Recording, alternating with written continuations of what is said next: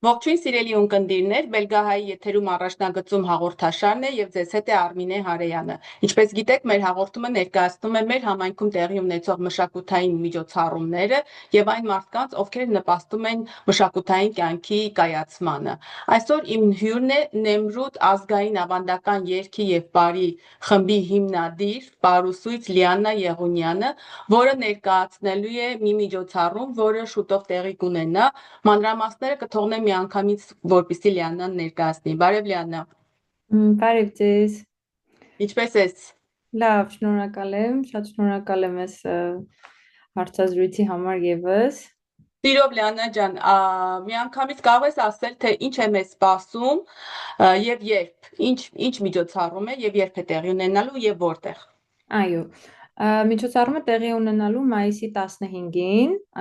19:00-ին բացվելու են դռները, 19:30 սկսելու ենք միջոցառումը։ Ֆորմատը մի քիչ այսպես հետաքրքիր ու տարբերվող է լինելու։ Ունենալու ենք հետաքրքիր երեկո ու փորձենք շեշտը դնել մի քիչ ավելի ընտանեկան միջավայրում այդ ամեն ինչը ստեղծելու վրա։ Ինքը լինելու է բարեգործական երեկո, կասեմ վերջում երևի կասեմ ինչին է ուղղվելու ամբողջ հասույթը։ Երեկոյի ընթացքում ունենալու ենք փոքրիկ պրեզենտացիա Նեմրութի անցած 6 տարիների մասին, թե ինչ հաջողություններ է գրանցել Նեմրութը, ինչ նպատակի համար է գործում եւ այլն։ Կունենանք նաև ելույթների հատված, որին կմասնակցեն մեր բոլոր խմբերը։ Ունենք փոքրիկ անակնկալ, որտեղ Նեմրութը այս տարի բացել է իր առաջի ճյուղ խումբը Անտվերպեն քաղաքում ու այդ խմբի առաջին բեմելը կլինի նաև ելույթ կունենան մեր փոքրերի խումբը, մյուս տարիքային խմբի բոլոր երեխաները ու մեր նաև պրոֆեսիոնալ խումբը մեծ տարիքի։ Դրանից հետո կունենանք հյուրասիրության հատված, կունենանք նաև ինտելեկտուալ խաղ, որի հաղթողներին սպասում են հետաքրքիր նվերներ, փակագծերը մի քիչ կբացեմ, գրքեր են լինելու նվերները, շատ հետաքրքիր թեմաներով։ Հյուրասիրությունից հետո էլ կունենանք փոքրիկ պարային հատված, որտեղ որ հնարավորություն կունենա մեր հանդիսատեսը մեզ միանալ ու մեր հետ միասին գոնե մի քանի ավանդական պարեր ապրել։ Եվ Իսկ երեկոյից սովորել։ ստացված իհարկե եւ երեկոյից ստացված ամբողջ հասույթը տրամադրվելու է մեր նոր տարազներին։ Մենք արդեն գրեթե 3 տարի է զբաղված ենք Բարձր Հայքի տարածաշրջանի Կարին քաղաքի տարազների վերականգնմամբ ու փորձում ենք այդ տարազները ունենալ։ Արդեն մեր սիրելի հանդիսատեսի, մեր աջակիցների ու մեր ջանքերով նյութերի ամբողջ գումարը ունենք եւ նույնիսկ արդեն ձեռք ենք բերել նյութերը ու Հայաստանում սկսվել է կարելու process-ը։ Շեշտեմ նաեւ, որ մենք միշտ մեր տարազներ կարում ենք Հայաստանում, որովհետեւ կարևորում ենք նաեւ ներդրումը հայրենիքի մեջ։ Այո, ու շատ կարևոր է, որ այդ գումարը ինչ-որ ցև նաև Հայաստանին ի նպաստ լինի։ Հիմա արդեն սկսել են կարելու process-ը ու մեզ մնացել է միայն կարելու եւ ասեղնագործության համար պահանջվող գումարը հավաքել։ Որին ուղված կլինի, ես ինչպես հասկանում եմ, երեկոյից ստացված ամբողջ հասույթը։ Այո, այո։ Լիաննա ջան, ասեցիր, որ դուք, այսինքն ես հասկացա, որ նոր տարազները ներկայացնելու են Կարին Գավառի ազգային տարազները։ Ինչու հենց Կարինն է ընտրվել եւ ինչու հենց այդ հատվածի տարազներն եք ուզում ձեռք բերել։ Իրականում մեր պլանների մեջ կա նաև հետագայում այլ տարածաշրջանների տարազներ վերականգնել, որովհետև ինչպես գիտենք, մենք ներկայացնում ենք հիմնականում Արևմտյան Հայաստանից գրառված պարեր ու այդ պարերը ճիշտ կերպով ներկայացնելու համար շատ-շատ կարևոր է տվյալ տարածաշրջանի հագուստը գրել, որովհետև տարազը ինքը շատ մեծ ազդեցություն է ունեցել պարի վրա, որովհետև մենք գիտենք Սասունի տարածաշրջանում օրինակ կամ Մուշում իրենք ավելի հասարակ հագուստ են հագել, նույնիսկ մի փոքր պատրվածքով, կարկատանով, իրենք ավելի սարի դրսի ժողովուրդ են եղել, բնության մարդ են եղել ու դրա համար իրենց պարերը ավելի ազատ են ու օրինակ իրանք կարող են պարելու ընթացքում իրենց թույլ տալ կռանալ, ոտքը խփել գետնին, իսկ Կարինը ինքը եղել է արվեստների քաղաք, առևտրականների, արվեստների ու Կարնո տարազը ինքը շատ շքեղ է, շատ թանկարժեք կտորից է կարված, ամբողջը ասեղնագործություններով ու ծանր տարազ է եղել, դրա համար Կարինի պարերը, Կարինի տարածաշրջանից գրառված պարերը շատ տարբերվում են իրենց տեսակով, իրենք ավելի ծանր են, ավելի մի քիչ ավելի իշխանական բնույթ ունեն ու տարազը հենց այդ տարածաշրջանի պարը ճիշտ ներկայացնելու մեջ շատ-շատ կարևոր դեր ունի, իսկ ինչու հենց Կարին իմ կարծիքով այդքան երկար չենք մտածել իրականում, նախ ինքը շատ շքեղ ու գեղեցիկ տեսք ունի ու հետո մենք շատ-շատ պարեր պարում ենք հենց Կարինի տարածաշրջանից վերականգնված պարեր ու երևի թե դրա համար է առաջինը ընտրությունը, երկրորդ ընտրությունը կանգնել Կարինի, որտեղ ինչպես գիտենք մենք այս պահին կրում ենք Արցախի Սյունիք Արցախ Արցախի տարազները, դե էտել կարծում եմ պարզ է ինչի առաջինը այդտեղ կանգնել Առաջին ընտրություն որպես։ Իսկ հետագայում նաև պլաններ ունենք Մուշի, Տարոնի տարազները վերականգնելու, նաև շատ հետաքրքիր սովորելու process է իմ ու երեխաների համար էլ, որովհետև ազգագրագետների հետ ենք խոսում, փորձում ենք հասկանալ, որ նախշը ինչ իմաստ ունի, որը կարելի է տղամարդու տարազի վրա օգտագործել, որը կնոջ,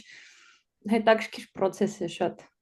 Լիաննա, այսինքն եթե նոր տարած, նաև նոր պար, այսինքն ամեն տարազի հետ նաև նոր պարեր եք ներկայացնելու։ Մենք հիմա փորձում ենք մեր ռեպերտուարը մի քիչ թարմացնել, որտեղ այս տարիների ընթացքում հիմնականում ներկայացվել են նույն պարերը, այսպես ասած, հիմա հենց օրինակ այդ երեկոյին մենք մեր մեծերի պրոֆեսիոնալ խումբը ներկայացնելու է պրեմիերաներ մենակ Բելգիայի համար, մեր համար, բնականաբար, իրենք վաղուց վերականգնված պարեր են, բայց Նեմրութը նոր է սովորել այդ պարերը ու նոր է փորձում բեմ հանել, այս ամբողջ ընթացքում աշխատել ենք այդ պարերը ճիշտ ընկալելու եւ քաղաքապարական առումով եւ շարժումների, որ այդ հարցում մեզ շատ-շատ օգնում են Հայաստանի մեր ընկերները Կարին գիտական կենտրոնից, Կարին ավանդական երկու բարի խմբի ղեկավար Պարուսույց Աբելը եւ Անին Կինոսյան, այսինքն ամեն հարցով դիմում ենք իրենց, որպեսզի կարողանանք ճիշտ վերականգնել ու ճիշտ ներկայացնել պարերը։ Լիաննա, ասեցիր Նեմրութի նոր ճյուղը, որ Անտվերպենում է գործում, այսինքն նոր պարային պարային դպրոցը, որ ինչ տարիքի երեխաների կամ մեծահասակների համար է նախատեսված այնտեղ։ Այս պահին պատանիների խումբ է, կարծեմ 13-14 տարեկանից մինչև 20-25 տարեկան, բայց պլաններ ունենք եկող ուսումնական տարում արդեն փոքրերի համար նույնպես այնտեղ խումբ բացել ու հարցումներից ելնելով ենթադրում ենք, որ մեծահասակներն էլ են ցանկանում սիրողական խումբ ունենալ Անտվերպենում, կաշխատենք այդ ուղղությամբ ու մեր եկող տարվա պլանների մի մասը կազմում են նաև մեր ճյուղխմբերը ավելացնել ու ինչքան հնարավոր է շատ տարածել ազգայինը։ Շատ կարևոր նախաձեռնություն է։ Լիաննա, նոր ծրագրեր, ապագայում ինչ նոր ծրագրեր կան, ինչ նոր մասնակցելու եք ինչ-որ համերգների, ֆեստիվալների, արդյոք մենահամերգ նորից մենք դեռ հիշում ենք շատ լավ ձեր վերջին համերգը, որը իրոք հրաշալի էր, արդյոք նոր համերգներ նախատեսվում են։ Հա, իհարկե, մոտ ապագայի պլաններից կարող եմ ասել, որ ելույթ ենք ունենալու մայիսի 31-ին հայկական դեսպանատան կողմից կազմակերպված միջոցառմանը Բրյուսելում, հայկական տոնավաճառ է լինելու, այնտեղ ելույթ կունենանք, ելույթը, եթե չեմ սխալվում, 14 ժամը 14-ին է լինելու մեր ելույթը, ու նաև փոքրիկ ելույթ ենք ունենալու Արամեի մենահամերգին, այդ մոտ ապագայի պլաններից են, իսկ եկող տարում արդեն երբ որ տարազներն էլ վերջացրած լինեն, մենք հավանաբար գարնանը կունենանք մեծ մենահամերգ կրկին, էլի Հայաստանից մեր ընկերների, ժամանած ընկերների հետ, բենդի, Կարին բենդի հետ միասին, ու այդ ժամանակ արդեն փորձելու ենք ներկայացնել հենց Կարնո տարազը, Կարնո երգերը, Կարնո պարերը, դեռ չգիտենք կլինի նորից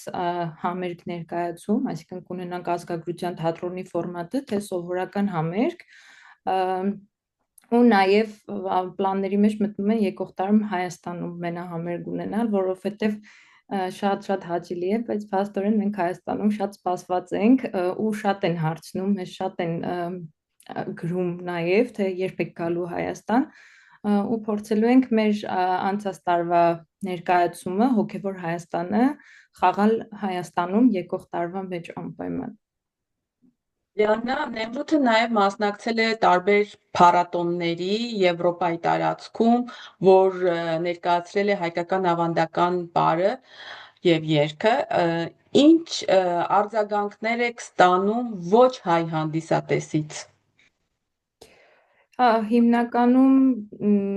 հիացած դեմքեր են լինում ու նաև զարմացած, որովհետև Սփյուռքում երևի ավելի շատ տարածված է բեմական պարերը ու շատ քչերն են, որ ֆոլկ են տեսել, հայկական ֆոլկը տեսել են իսկական ու միշտ ասում են, որ շատ տարբերվող է ու այսքան ժամանակ, որ հայկական պարեր ենք տեսել, լրիվ ուրիշ ձև են եղել ու սա լրիվ այլ է, Այդ իհարկե մենակ մոտիվացնում է մեզ, որ ավելի լավ աշխատենք, իհարկե նաև մեծ պատասխանատվություն է դա իրենից ներկայացնում, որովհետև պետք է մենակ կատարելագործվել ու մեր ազգը ներկայացնելու այդ կարևորագույն գործը պատվով կատարել։ Հիմնականում միշտ հիացմունքի ենք արժանանում։ Շատ լավ է,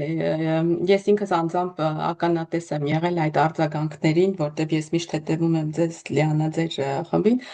Շնորհակալություն, վերջում եւս մի անգամ կրկնենք, հա, համերգի օրը, ժամը եւ տեղը եւ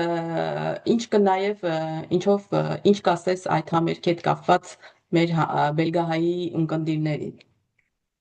Սիրով հրավիրում եմ բոլորին, խոստանում եմ, որ շատ ջերմ ընտանեկան երեկո կունենալու, համերգը տեղի է ունենալու մայիսի 15-ին, 19:30 Թորփսհաուս Մեխելեն, Լեյբեքստրատ 2 հասցեում,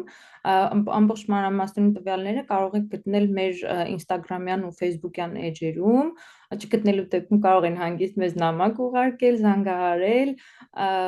տոմսերը կարող են գնել eroptickets.be կայքում ու նաև ունենք նվիրատվության համար առանձին լինք տեղադրած, որտեղ որ մարդիկ կարող են առանձին նվիրատվություն կատարել ու արդեն բավականին մարդիկ կան, ովքեր որ արել են, որոնց նաև կուզենամ շատ մեծ շնորհակալություն հայտնել ու ցանկացած չափի ներդրումը շատ հաճելի ու շատ գնահատում ենք մենք։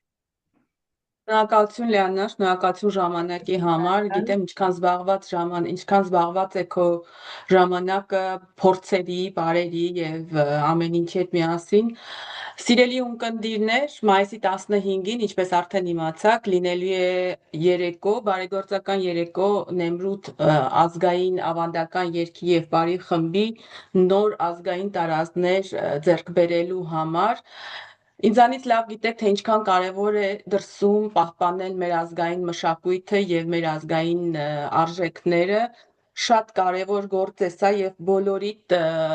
խորհուրդ եմ տալիս եւ նաեւ այսպես ասած հորդորում եմ ոչ միայն մասնակցել համերգին, այլ նաեւ հնարավորության դեպքում աջակցել ֆինանսապես, որովհետեւ մենք բոլորս ունենք այդ ազգայինը պահելու եւ պահպանելու կարիքը։ Ես ձեզ բոլորիդ ասում եմ հաջողություն, կհանդիպենք մայիսի 15-ին, երեկոյան 19:30-ին, դուք մնացեք Բելգահայի եթերում եւ ունկնդրեք հայկական երաժշտությունն ու խոսքը հենց այստեղ Բելգիայում։ Կհանդիպենք առաջնագծում հաղորդաշարի հաջորդ եթերներում։ Ցտեսություն։